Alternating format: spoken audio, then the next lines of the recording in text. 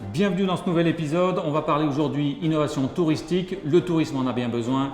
C'est parti.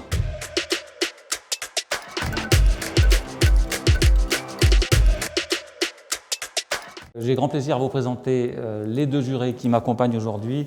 Bonjour Caroline Ariot-Sauveur, vous êtes directrice de l'agence innovation de la Caisse d'épargne Rhône-Alpes. Pour la Caisse d'épargne, c'est aussi très important d'être présent sur ce trophée parce que le tourisme est un sujet de territoire.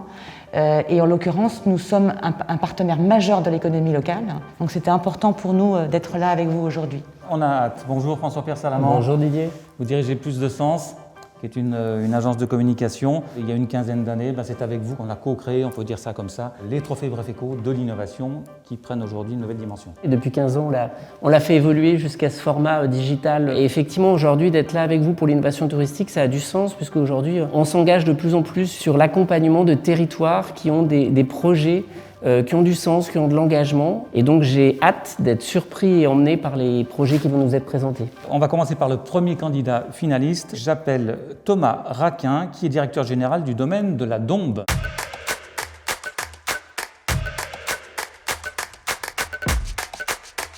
Bonjour, bienvenue. Bonjour à tous, merci. Vous connaissez la règle du jeu, vous avez 2 minutes pour nous convaitre. Allez-y, c'est parti. Alors je m'appelle Thomas Raquin, donc je suis le directeur, le fondateur du domaine de la Dombes, qui est un parc d'hébergement insolite qui fait une trentaine d'hectares à Saint-Paul-de-Varax dans l'Ain. Donc nous, notre innovation depuis 2012, c'est de concevoir et d'exploiter des cabanes perchées, des cabanes sur l'eau et maintenant au milieu des animaux. Et en fait, on en a construit une quinzaine au départ et puis ensuite, chaque année, on essaie de s'adapter à ce que les clients recherchent et principalement, ça va être de l'évasion, c'est du dépaysement et le principe, c'est qu'on n'est pas très loin de grandes agglomérations et notre clientèle, elle est très locale, elle est relativement régionale et le but, c'est qu'ils déconnectent à pas très loin de chez eux. Donc on a évolué au fur et à mesure en termes de gamme notamment, puisqu'on était parti sur des cabanes qui sont aventure, qui fonctionnent toujours avec des toilettes sèches, sans eau, sans électricité, la version un petit peu aventure, ça porte bien son nom. Et ensuite on est passé sur des gammes confort et puis ensuite plus luxe. Et après, on a encore évolué dans les dernières années, dans les 2-3 dernières années, pour passer d'une logique vraiment de nuitée, comme c'était le cas auparavant, vous venez passer une nuit dans une cabane, à une logique de séjour où le but c'est vraiment que les gens posent leurs valises sur le parking. Par exemple, il n'y a pas de véhicule sur notre site, les transports se font à pied. Alors 30 hectares c'est un petit peu grand, on prévient un petit peu les clients de s'équiper et les temps de trajet, etc. Et ça va être aussi à travers la restauration par exemple, on va faire des paniers terroirs avec des produits locaux, voire ultra locaux, puisqu'on va produire par exemple notre terrine de sanglier sur place, sur le site. On va avoir toute une démarche dans laquelle on va essayer d'impliquer les gens. Auparavant, on faisait, c'est-à-dire qu'on va avoir de l'éclairage solaire par exemple. Notre bois est local, il vient d'ici, c'est même des billes de bois bruts qui arrivent sur le site. On fait des croquis de cabane, en général c'est moi qui fais les croquis. Et puis d'ailleurs ce qui est sympa c'est que la cabane part. Ça passe vite, hein? C'est comme ça. Caroline, je peux déjà vous passer la parole. Vous avez déjà une question ou deux? Allez-y. Comment vous conjuguez ce côté insolite et innovant? La cabane en elle-même est insolite. Le côté innovant, il doit se faire tout au long de notre chemin d'entreprise, à travers ce qu'on écoute, qu'on entend de ce que recherchent les clients. On vend tacitement autant du calme, de la nature qu'une cabane perchée ou qu'une cabane sur l'eau qu'on va rejoindre en barque par exemple. Et on s'attache à concevoir nos prestations et notamment les activités qui sont autour de manière le plus cohérente possible. Ça a du sens par rapport à ce qu'on fait et à la démarche dans laquelle on veut induire les clients. Des cabanes en bois ou des cabanes perchées, on en voit un peu partout éclore. Donc qu'est-ce qui fait vraiment la différence? On voit la cabane comme quelque chose d'innovant, c'est passionnant de les construire, on peut tout faire avec le bois et on saura toujours être innovant à travers le type d'accès par exemple. On se dit qu'il faut aller plus loin et effectivement la démarche dans laquelle on va induire nos clients, elle est importante. Vous allez trouver, écoutez, un écureuil ou un animal qui court sur la toiture d'une cabane, ça peut être un petit peu impressionnant et ça fait vraiment entièrement partie de la prestation. Et puis après, quand on parle de globalité, c'est plutôt par rapport aux activités qu'on peut proposer sur place et le fait d'avoir un panel suffisamment large pour que les gens veuillent rester chez nous un jour, 2 jours, 3 jours. Et ils viennent chez nous pour être chez nous et pas simplement pour dormir dans une cabane. Et c'est ça qui est vraiment important pour nous. Vous travaillez d'ailleurs avec d'autres acteurs de la biodiversité? Oui, souvent c'est à travers des échanges d'animaux. En l'occurrence, j'ai des daims, des sangliers, des mouflons qui se reproduisent très bien chez moi. Et du coup, ces naissances, elles vont pouvoir alimenter des parcs qui n'ont pas ces espèces-là ou qui veulent faire tourner le sang pour que les animaux ne soient pas co-sanguins. On a un nourrissage qui est quotidien avec un soigneur qui répond aux questions. Ça permet des fois de répondre aux enfants et aussi beaucoup aux adultes sur tout un tas de choses. Les cervidés perdent leur bois, par exemple, voilà, tous les ans, etc. On vous remercie. Merci beaucoup. Écoute, ça donne envie de prendre un peu l'air. J'ai senti quelque chose de très positif dans son attitude. C'est pas le dossier que je trouvais le plus innovant et en fait la façon dont il le présente c'est très sympathique. On sent qu'il y croit, on sent qu'il aime ce qu'il fait. C'est de l'innovation bienveillante. Je me suis un peu entraîné, 2 minutes c'est difficile et puis on a envie de tout dire. J'ai pu rebondir assez vite et la petite phase de questions m'a permis d'aborder à peu près tous les sujets. A priori, j'imagine qu'on a nos chances, mais ils sont forts. Allez, deuxième candidat pour notre catégorie innovation touristique. J'accueille Stanislas Gruot, qui est PDG de la société Explora Project.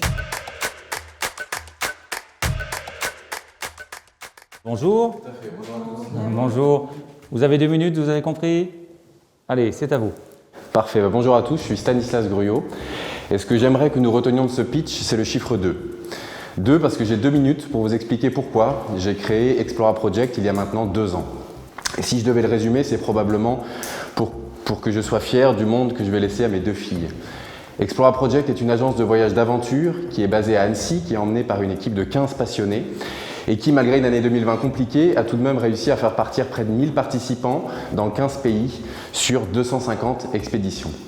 Et ce, dans tous les environnements, le désert, les terres polaires, la haute mer, la haute montagne, les forêts, les vallées et l'eau vive.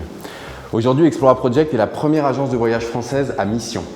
Notre mission, devenir l'acteur engagé du tourisme d'aventure et offrir au plus grand nombre une expérience de voyage à impact positif pour l'homme et l'environnement. Pour y parvenir, nous avons 2 innovations. Une première innovation de secteur, tout d'abord puisqu'entre le client final et le guide local, il n'y a qu'un acteur, Explora Project, qui redistribue donc la marge en partie au guide et avec des prix accessibles pour les participants. Et une innovation produit, puisqu'aujourd'hui les voyages d'Explora sont parmi les voyages à l'impact carbone le plus bas du marché. Nous y parvenons grâce à un protocole mathématique précis que nous avons communiqué sur notre site il y a 2 jours, grâce à une doctorante en mathématiques appliquées à l'écologie que nous avons dans nos rangs. Aujourd'hui, nous faisons cela pour tenir un objectif, celui du chiffre 2 à nouveau, 2 tonnes de carbone équivalent par personne, par Français et par an, qui est l'objectif des accords de Paris de 2015 et de la COP 21.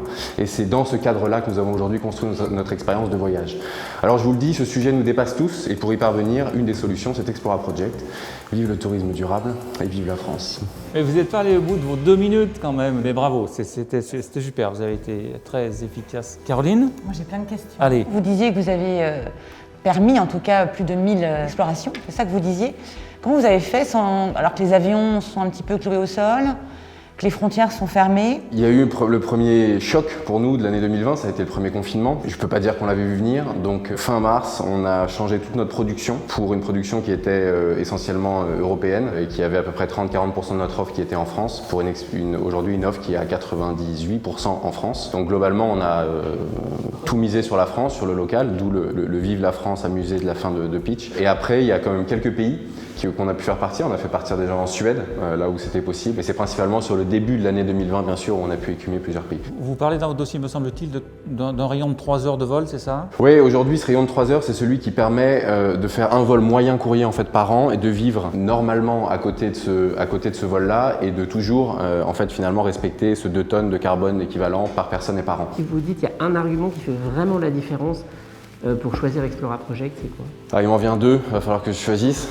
Le premier, c'est justement comme on n'a pas d'intermédiaire, on est vendu par personne et on ne vend personne. Nos expéditions sont éphémères, elles durent un certain nombre de fois pour pas surexploiter un endroit de la planète. Pour lutter contre le surtourisme qui est tout le monde au même endroit au même moment pour faire la même chose, et à un moment il faut casser ces chaînes. Et le deuxième argument, c'est probablement sur la mesure d'impact. En fait, je pense que je vois aucun acteur aujourd'hui, et puis on le fait savoir à tort et à travers sur les réseaux, et on a quelques personnes qui nous challengent dessus, et avec plaisir, c'est le but, qui pousse aussi loin la mesure d'impact carbone et qui met des notes écologiques sur chacune des expéditions, qui montre l'impact carbone équivalent jour par personne, par participant de chaque produit. Et ça, c'est exactement la dynamique dans laquelle on veut aller. Merci beaucoup. Mais je vous en prie, merci. Merci. Au revoir.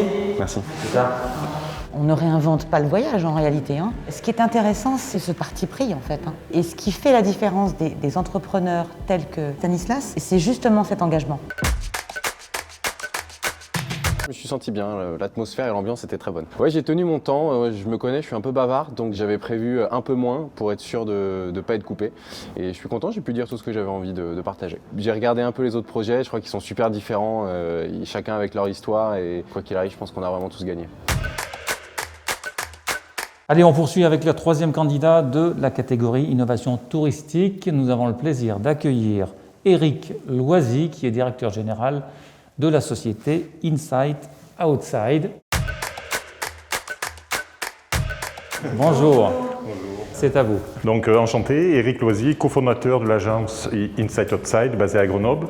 Insight Outside est une agence événementielle spécialisée dans l'événement d'entreprise, fondée en 2005 par 2 anciens responsables système d'information et un ingénieur web. Depuis, nos 2 principales activités sont l'organisation de congrès ainsi que l'organisation d'événements d'entreprise.